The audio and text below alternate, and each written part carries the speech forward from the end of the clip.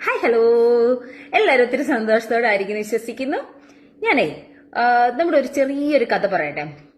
അതായത് ഒരു സ്ഥലത്ത് ഒരു പഠനത്തിൽ ഒരാളിങ്ങനെ തളർവാദ രോഗിയായിട്ട് കിടക്കായിരുന്നു കേട്ടോ. അങ്ങ് ഫുള്ളങ്ങ് തളർന്നു പോയി കിടക്കായിരുന്നു. അപ്പോഴാണ് അവർ കേട്ടത്, ഇന്ന സ്ഥലത്ത് പോയി കഴിഞ്ഞിട്ടുണ്ടെങ്കിൽ ഒരു പക്ഷേ ഈ തളർവാദം സുഖപ്പെടാനായിട്ട് സാധിക്കും, എന്നാൽ പൂർണ്ണ ആരോഗ്യത്തോടെ തിരിച്ചു വരാൻ സാധിക്കും എന്നുള്ള കുറെ ഇങ്ങനെ ടെസ്റ്റ് മണീസും കാര്യങ്ങളൊക്കെ കേട്ടത്. അങ്ങനെ ആ ഒരു വ്യക്തിനെ എടുത്തുകൊണ്ട് പണ്ട് നടന്ന സംഭവം കേട്ടോ. അപ്പം അന്നത്തെ കാലത്ത് ഈ കട്ടിലോടുകൂടിയാണ് എടുക്കണേ. അപ്പൊ കട്ടിലോടുകൂടി എടുത്തോണ്ട് പോയിട്ട് ആ ഒരു വൈദ്യന്റെ അടുത്ത് എത്തിക്കാനായിട്ട് നോക്കി. അങ്ങനെ വൈദ്യന്റെ അടുത്ത് എത്തിക്കാനായിട്ട് നോക്കിയിട്ട് എന്ത് ചെയ്താൽ ആ വൈദ്യന്റെ അടുത്തോട്ട് എത്താനായിട്ട് സാധിക്കുന്നില്ല. അങ്ങനെ സാധിക്കാതെ വന്നപ്പോ അവരെന്നാ ചെയ്തു, അവര് പെരമുകളിൽ കയറി ഓടൊക്കെ വലിച്ച് മാറ്റിക്കൊണ്ട് ആ കട്ടിലോടുകൂടി ആ ഒരു വൈദ്യന് മുൻപിലേക്ക് ആളെ ഇറക്കി.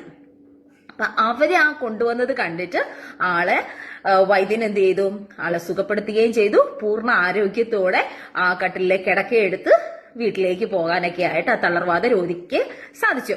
ഇത് നിങ്ങൾ പലരും കേട്ടിട്ടുള്ള ഒരു കഥയല്ലേ? അതെ, ഇത് നിങ്ങൾ എല്ലാവരും വിചാരിക്കുന്നത് പോലെ തന്നെ നമ്മുടെ ലൂക്കായുടെ സുവിശേഷം 5-ാം അധ്യായത്തിൽ ഈശോ തളർവാദ രോഗിയെ സൗഖ്യപ്പെടുത്തിയ ആ ഒരു കഥയാണിത്.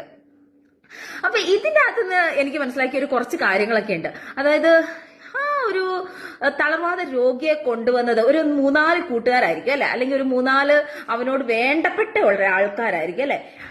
ചില ദിവസങ്ങളിൽ അല്ലെ ചില സമയങ്ങളിൽ നമ്മളും ഇതുപോലെ ഒരു തളർവാദ രോഗിയെ പോലെ കിടക്കുന്ന ഒരവസ്ഥയൊക്കെ ഉണ്ടായിട്ടില്ലേ? അതായത് ചിലപ്പോ ഒന്നും ചെയ്യാൻ സാധിക്കാത്ത അവസ്ഥകള്, മുൻപോട്ട് എന്ത് ചെയ്യണം എന്നറിയാൻ പറ്റാത്ത അവസ്ഥകള്, അങ്ങനെയൊക്കെ ആയിരിക്കുന്ന സമയത്ത് നമുക്കും ഇങ്ങനെ ഒരു കുറച്ച് ഫ്രണ്ട്സുകളൊക്കെ ഉണ്ടെങ്കിൽ എത്ര നല്ലതായിരിക്കും അല്ലെ. അല്ലെങ്കിൽ നമ്മുടെ ഒരു കുറച്ച് ഫാമിലീസോ ആരെങ്കിലും ഇങ്ങനെ സപ്പോർട്ടീവ് ആയിട്ടുള്ള ഒരു കുറച്ച് പേരുണ്ടെങ്കിൽ എത്ര നല്ലതായിരിക്കും.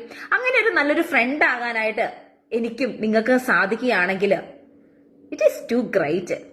പക്ഷെ ഇവിടെ വേറൊരു കാര്യം കൂടെയുണ്ട്.